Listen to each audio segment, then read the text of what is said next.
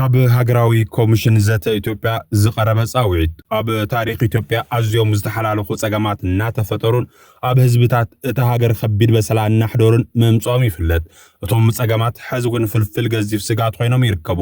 ካብዞም ጸገማት እዚኦም ጠቕሊልካ ወፂኻ ሃገራዊ ሰላምን ህድኣትን ንምርግጋጽ በቤት ምኽሪ ተወከልቲ ህዝቢ ብኣዋጅ ዝተጣየሸ ሃገር ለኸ ኮሚሽን ዘተ ኣብ መላእ ሃገርና ዝተፈላላዩ ናይ ዘተ መድረኻት ብምክያድ ልዕሊ 93 ሚታዊ ኣጀንዳታት ህዝቢ ኣተኣኻኺቡ ኣሎ። ሕዚ ድማ ብዝተፈላላዩ ምኽንያታት ተደናጉ ይጸንሐ ዘተ ክልል ትግራይ ንምክያድ ኣብ ትግራይን ካብ ትግራይን ወጻን ናይ ኣጀንዳ ምትእኻብ ስራሕቲ ክጅምር እዩ። በዚ መሰረት ካብ 23 ክሳብ 25 መጋቢት 2018 ዓመተ ምህረት ኣብ ኣዲስ አበባ ፈላማይ ናይ ኣጀንዳ ምትእኻብ መድረኽ ክሳለጥ ስለዝኾነ ንዕውትነት እቲ መድረኽ ኩልኩም ተጋሩ ኣስተዋጽኦ ክትገብሩ ጻውዒትና ነቕርብ። ሃገር ለኸ ኮሚሽን ዘተ ኢትዮጵያ